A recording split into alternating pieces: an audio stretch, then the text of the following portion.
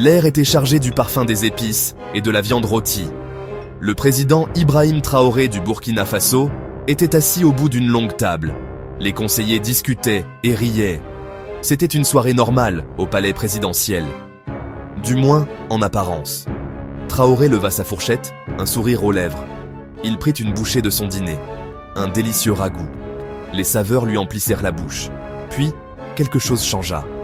Une sensation de brûlure se répandit dans sa gorge. Sa poitrine se serra.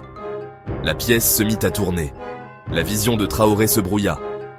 Il agrippa le bord de la table, la main tremblante. Un étrange bourdonnement lui emplit les oreilles. Il essaya de parler, mais aucun mot ne sortit. Le président s'affaissa dans son fauteuil, les yeux écarquillés par la peur.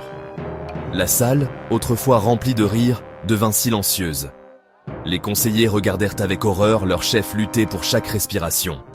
Quelque chose n'allait vraiment pas. Le chaos a éclaté. Les conseillers ont bondi de leur siège, criant à l'aide. Des gardes se sont précipités dans la salle, le visage sombre. Le palais, d'ordinaire un lieu d'ordre et de contrôle, a sombré dans la panique. Une équipe médicale est arrivée en toute hâte. Le docteur Zongo, le médecin personnel du président, a examiné son patient avec un froncement de sourcils inquiet. Ses doigts pressaient le cou de Traoré, cherchant son pouls. Le docteur Zongo a levé les yeux, le visage pâle. « Du poison », a-t-il dit, la voix tremblante. « Le président a été empoisonné. » Le mot est resté suspendu dans l'air, lourd et froid. La peur s'est emparée de tous ceux présents dans la salle. Traoré, à peine conscient, a été transporté d'urgence à l'hôpital militaire central. Les sirènes hurlaient, tandis que son cortège traversait à toute vitesse les rues de Ouagadougou. Chaque seconde comptait. Le sort du Burkina Faso était en jeu. Le palais présidentiel était bouclé. Personne ne pouvait entrer ni sortir. Chaque membre du personnel, des chefs aux jardiniers, était suspect. L'enquête a commencé immédiatement. Personne n'était au-dessus de tout soupçon. Le premier ministre Dio, un homme au visage sévère et à l'esprit vif, a pris les choses en main. Il arpentait la pièce de long en large, aboyant des ordres dans son téléphone. Le chef de la sécurité, Ouedraogo, une montagne d'hommes au regard vigilant, se tenait à ses côtés, la main posée sur son pistolet au holster. L'air était chargé de tension. Chacun se regardait avec suspicion. Des chuchotements emplissèrent les couloirs. Qui pouvait bien avoir fait ça? Et pourquoi? Le palais, autrefois symbole d'unité nationale, était devenu un foyer de peur et de méfiance. Les conseillers, autrefois collègues et amis, se regardèrent désormais avec suspicion. Le dîner empoisonné, un repas partagé, était devenu un symbole de trahison. L'empoisonneur se trouvait parmi eux, caché à la vue de tous.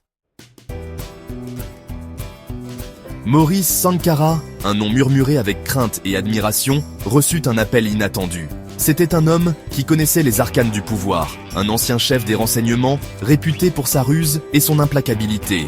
C'était aussi un homme qui avait été évincé du pouvoir par celui-là même qu'on lui demandait maintenant de sauver. 3 ans auparavant, Traoré avait destitué Sankara de ses fonctions, l'accusant de corruption et d'abus de pouvoir. Sankara avait nié les accusations, affirmant être victime d'une manœuvre politique. Il s'était retiré dans une vie paisible, pensant ses blessures et observant la scène politique de loin. L'appel du Premier ministre Dio en personne était un appel à l'aide. « Nous avons besoin de vous, Maurice ». La voix de Dio était chargée de désespoir. « Personne d'autre ne peut faire ça. Vous êtes le seul en qui nous pouvons avoir confiance. » Sankara hésita. L'idée d'aider l'homme qu'il avait trahi lui laissait un goût amer. Mais c'était un patriote, et le Burkina Faso avait besoin de lui. Avec un soupir, il accepta. Sankara arriva au palais, scrutant les visages nerveux du personnel. Il commença son enquête en retraçant méticuleusement chaque étape du repas empoisonné. Il débuta dans les cuisines du palais, un lieu d'activité intense et d'arômes alléchants. Le chef Bamana, un homme qui avait servi le président fidèlement pendant 14 ans, se tenait tremblant devant lui. Il répondit aux questions de Sankara d'une voix tremblante. Chaque ingrédient, chaque épice, chaque main ayant touché la nourriture du président fut examinée minutieusement. L'enquête les conduisit à un jeune serveur, Sully Main. Il avait disparu depuis la nuit de l'empoisonnement. Une perquisition à son modeste domicile révéla une somme d'argent cachée, 10 000 euros, une fortune pour un homme de ses moyens. L'intrigue s'épaississait. Sankara étudia les images de surveillance de la nuit du dîner. Il repéra Suleiman acceptant une épaisse enveloppe d'un homme qu'il reconnut comme étant Hamidou Savado, le conseiller aux affaires étrangères du président. Savado, un homme connu pour ses costumes coûteux et son attitude charmante, avait toujours été un proche confident du président. Interrogé, Savado a prétendu que l'enveloppe contenait un cadeau d'anniversaire pour sa femme.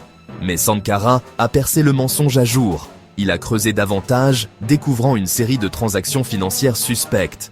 Un récent retrait de 50 000 euros du compte de Savado a déclenché des signaux d'alarme.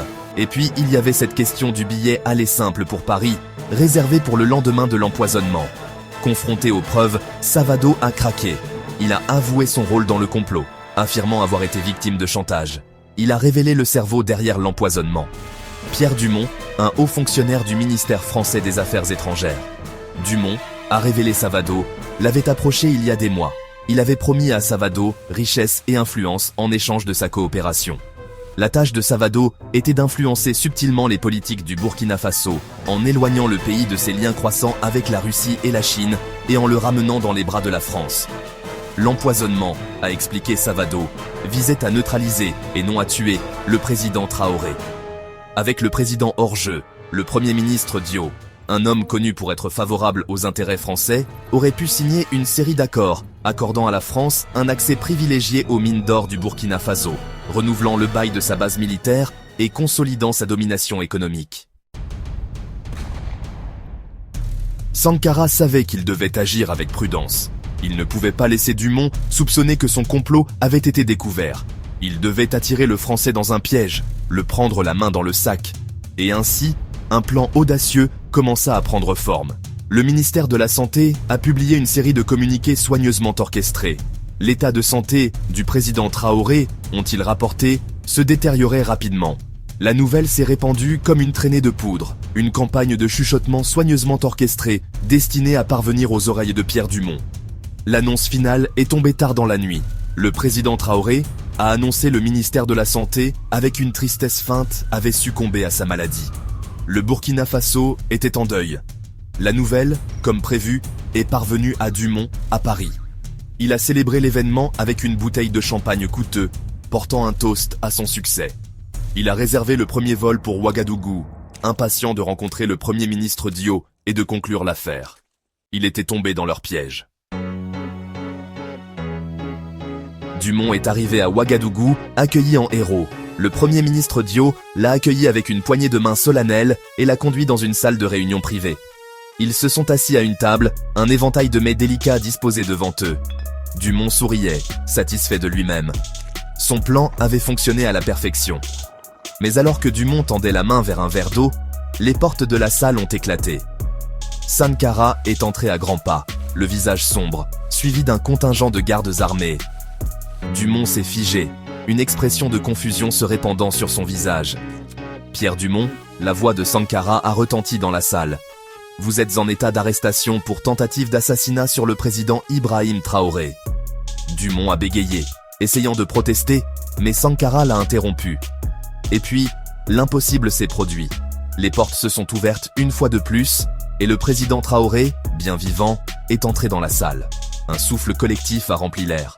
Dumont fixait le président, son visage se vidant de toute couleur, la vérité se révélant à lui comme un froid lever de soleil. La tentative d'assassinat du président Traoré a provoqué une onde de choc au Burkina Faso, et au-delà, le gouvernement français, pris la main dans le sac, a tenté de se distancer de Dumont, prétendant qu'il avait agi seul. Mais le mal était fait. Traoré, dans une allocution puissante à la nation, a révélé le complot fomenté contre lui et a dénoncé l'ingérence étrangère dans les affaires de son pays. Il a appelé à l'unité et a juré de protéger la souveraineté du Burkina Faso à tout prix. Au lendemain de l'empoisonnement, une chose étrange s'est produite. Les ennemis sont devenus des alliés. Maurice Sankara, l'homme qui avait été évincé du pouvoir, a été nommé conseiller à la sécurité nationale. Son expertise et sa connaissance des arcanes du pouvoir se sont avérées précieuses pour la sauvegarde de la nation. La tentative d'empoisonnement a eu un impact profond sur le Burkina Faso. Elle a servi d'électrochoc, un rappel brutal des défis auxquels est confrontée une nation qui aspire à l'indépendance dans un monde dominé par des acteurs puissants. L'incident a entraîné un changement rapide dans la politique étrangère du Burkina Faso. En l'espace de 6 mois, la base militaire française a été expulsée et les droits miniers du pays ont été renégociés, assurant une plus grande part des profits au peuple burkinabé. Le dîner empoisonné, symbole de trahison et d'ingérence étrangère, avait ouvert la voie, par inadvertance, à une nouvelle ère d'unité et d'autosuffisance. Il avait appris au peuple du Burkina Faso une précieuse leçon, l'importance de la confiance, le danger de la trahison et l'esprit indéfectible nécessaire pour protéger l'indépendance durement acquise d'une nation.